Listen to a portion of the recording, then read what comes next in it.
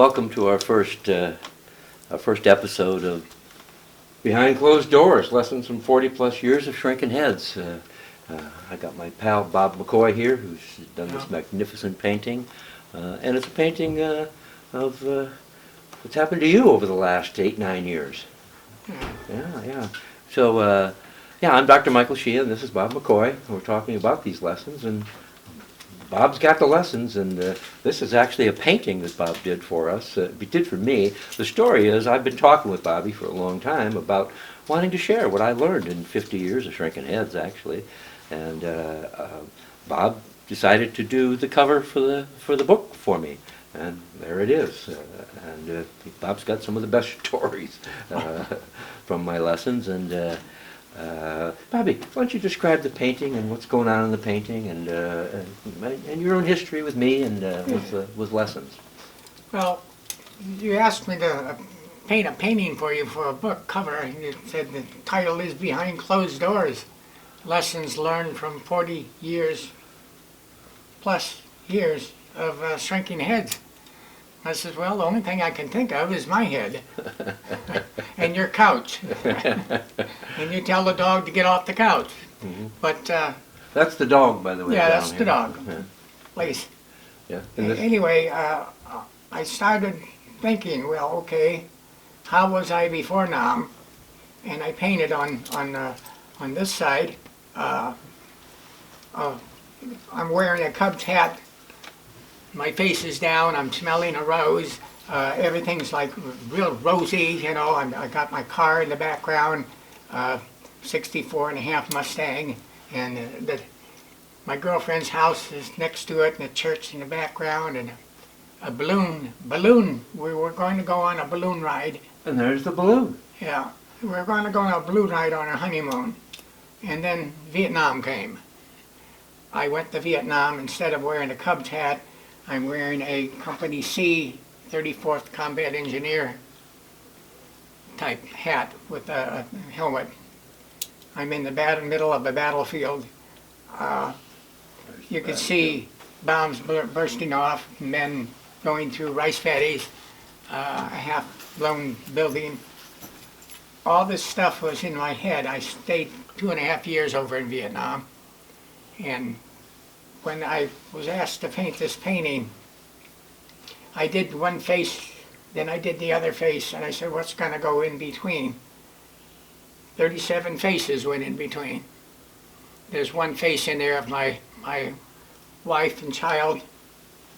They were killed over in Vietnam. I was going to send them home. I didn't know if I was going to live or die over there, so that's why I married a Vietnamese. She got pregnant. She was half French and half Vietnamese. Had a little baby girl.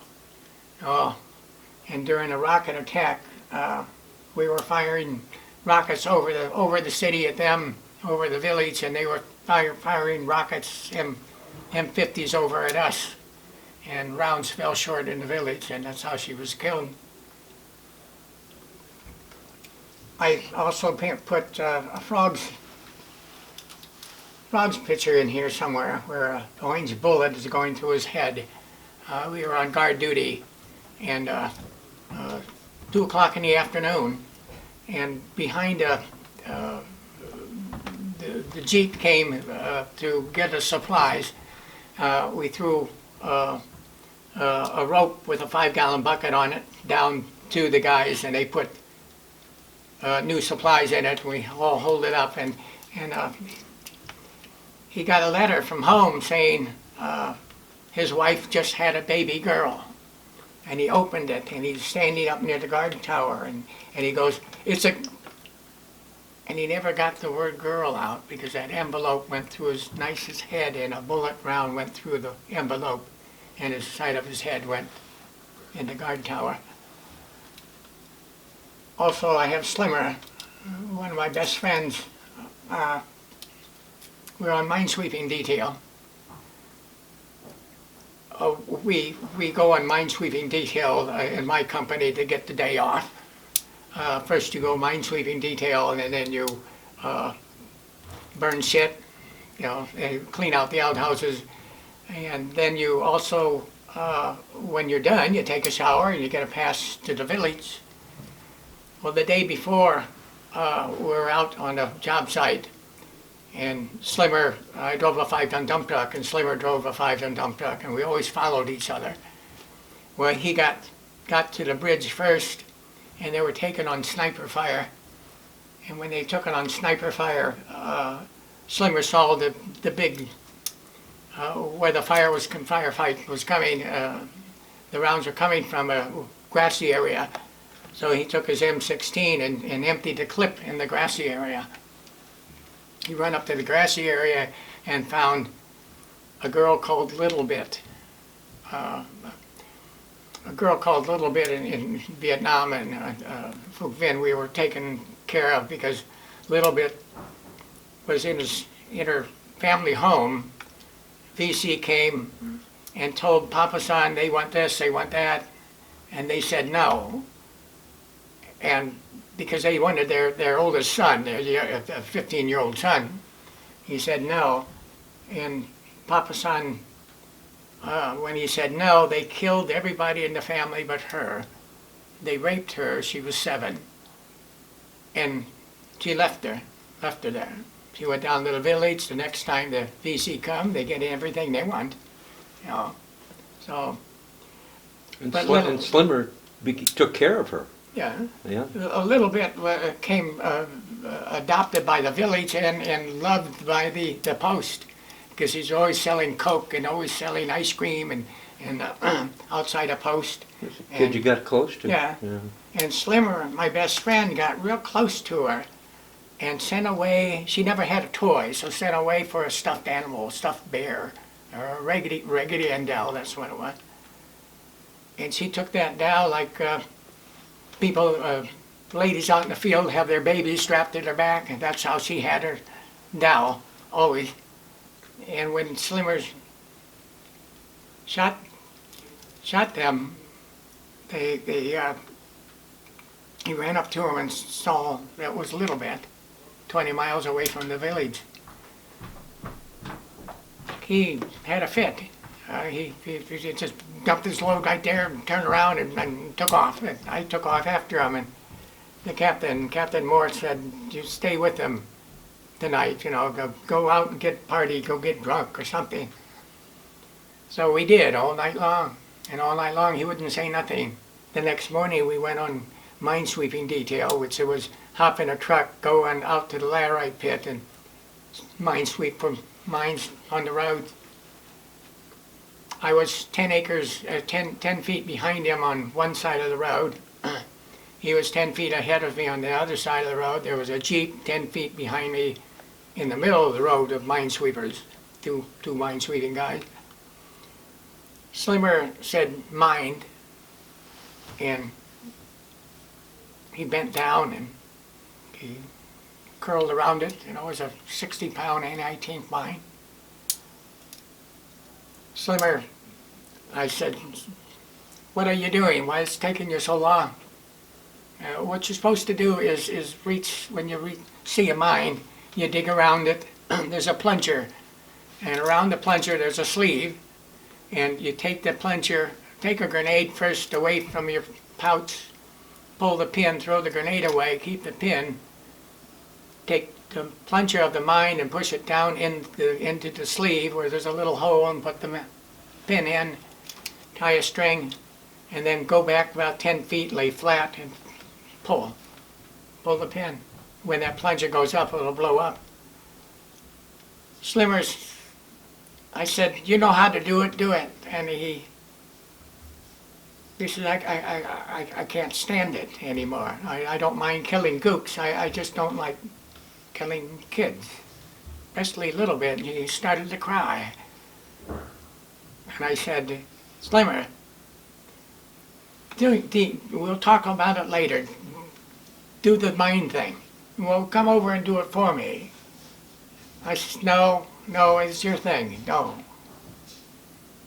And he stepped on the mine, pushed the plunger down with his foot. He says, "Come help me." I said, "No." And he said, "See him?" Just like that, he He blew up.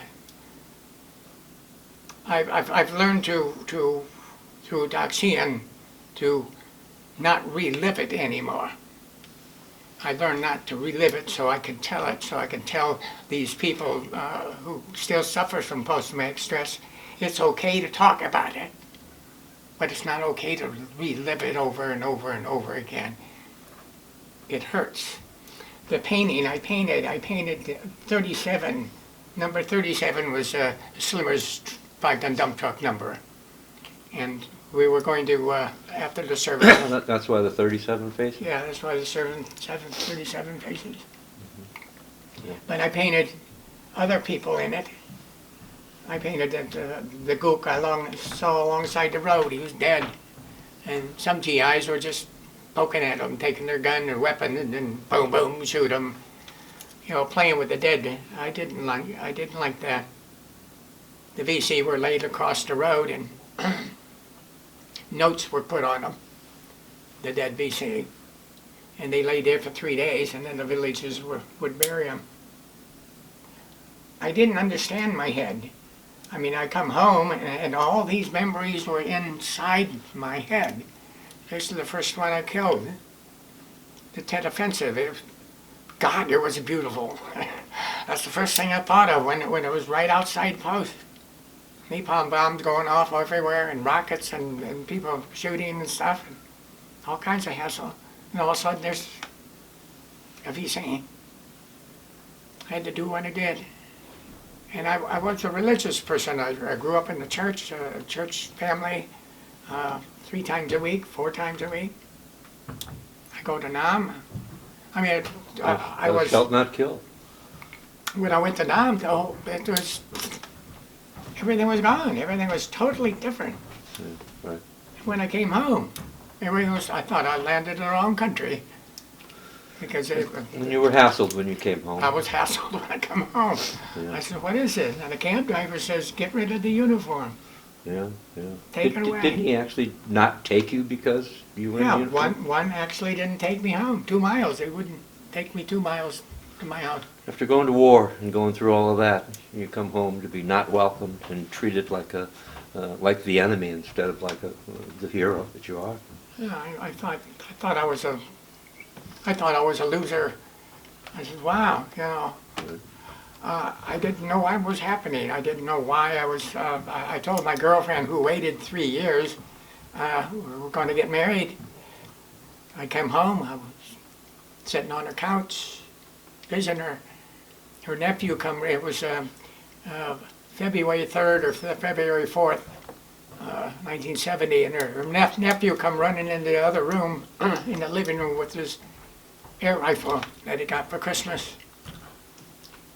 And I flashed back to Vietnam. I says, "Duck, Slimmer, the bastard has a weapon." Excuse my French. And I pushed her into the coffee table, thinking I'm shoving her down, Slimmer, into the ditch. Jumped over the coffee table, grabbed the kid by the weapon, and flung him.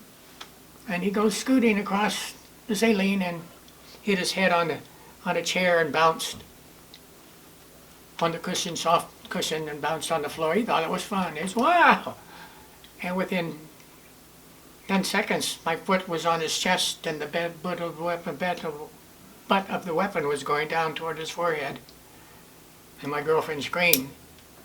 And I snapped out of it, about that far from his head. And I just shook. I didn't know what to do. I come through Behind Closed Doors. I thought that was a neat title because I came to sober up long enough to meet a couple of people that says, "Hey, you got a VA, you got something coming. Come to the vet group with me." Well, I'm not going to go to the vet group. They told me in the 70s they had nothing coming. And, oh, yes. So I went. I met Doc Sheehan. And I said, "Wow, I'm starting to feel something, or I'm coming out of my shell from alcoholism because I drank in the woods alone." That's For how many years, Bobby? how many years did I drink? After the war. 1970, 9 years ago I quit. Yeah. I stopped. Yeah. I mean, I had periods where I was sober a year and 2 months. I put myself through high school then. Yeah.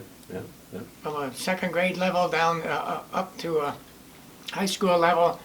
Graduated a straight A student with honors and plus a college degree. A certificate for 2 years. Free. I never showed up. I drank too much. I congratulated. I patted myself on the back too hard. It's kind of neat because if I says, well, I deserve one at least. One drink won't hurt me. And all of a sudden, 4 years later, after that first drink, I'm in prison. 8 years later, I'm out of prison. 2 years later, I'm off parole. Parole officer hands me the paperwork and says, "You're off parole." I waited 10 minutes. He waited 10 minutes. I said, "My watch says 5. Your watch says 10 after." So 1 minute after 5, I reached in and I pulled out a pint. I said, "You want a drink?" He called me a fool. He says, "Go get help." Now I'm sober 9 years. And I understand now why I drank so much. Yes. It's really, really common with guys with PTSD because it wipes out the pain. The fundamental unconscious equation is what's really relevant here that Bobby and I have talked a lot about and that I talk to all the guys about. And the fundamental unconscious equation goes like this. The more you care, the more it hurts. The more you're emotionally invested in your kid and your wife and Slimmer and all your friends, the more you cared, the more it hurt. So when you experience this, what we do psychologically is we create this barrier around ourselves, this bubble, this wall, and we don't let people in. And drinking is really convenient because that's a great way to wipe people out and keep them out. And I know for years Bobby lived under a bridge. Yeah, that was fun. I had a trailer. To live in, perfectly good trailer, but I couldn't live in that trailer at night. Yeah. Looked like a bunker. Right. And it sounded like a bunker. And sometimes I had nightmares of the bunker because one guy in the bunker, it's when the rounds come in 2 o'clock in the morning, you hit for the bunker. The first man in shishes all the snakes away. I never was the first man. But the man in the middle lights a candle, and they light a candle, and when the rounds stop, you have to blow out the candle. And then you listen for 10 minutes and see if any ground attack or ground rounds coming in, and then it's safe to go peek your head out of the window, out of the bunker. Right. Which is just a long hole in the ground with a curved roof with sandbags on it. Harmon decided one night we're getting rounds in, and we lit the candle, and they stopped, and he blew out the candle. He waited. Nothing's coming. He picked his head up, and boom. And I said, "Uh-oh." And I, "Get back down here." And I pulled him down. He had no head.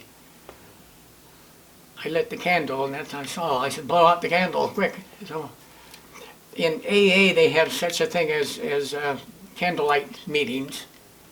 I can't go to one because of the candle smell. I went to one and I freaked out. I went to one last week. Yeah. And you've actually been able to just to see. Yeah, well, this is one of the ways we push back the PTSD. After talking about it, Bobby wanted to push it back, wanted to be able to do the candlelight ceremony. And guess what? I stayed for the whole meeting. All right, Bobby. I even blew out a candle. All right. I even smelt the candle. And I did flash back to that time. Yeah. But I didn't relive it. Yes. And that's why the painting, because I'm put it in the painting. Together. Get it out of you and put it in the painting. Right. I have been absolutely thrilled to work with the guys that, like Bobby, that I've been able to work with. I work with almost exclusively Vietnam vets now, most of which are guys Bobby knows. Every single one of them has done well for 7, 8 years now, Right. and have stayed sober, whereas they were all alcoholics, they were all violent, they all went to prison, they all had terrible, terrible war experiences, and now can talk about them and can talk about life. Talk about life. I mean, Bobby, I accepted- one of the things I want to be careful about here is that we don't run too long. We're gonna bring you back and talk some more and have you tell some more stories.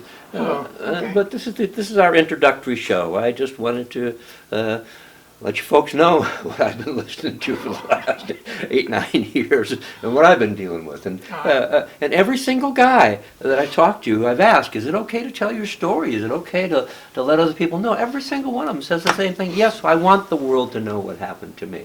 I don't want it to happen to other people. And I think most of them have ended up anti-war. And not very comfortable with the threat of going to war. So God bless you all. We'll be back. Thank you, Bobby. God Thank you. bless you, man. Yeah.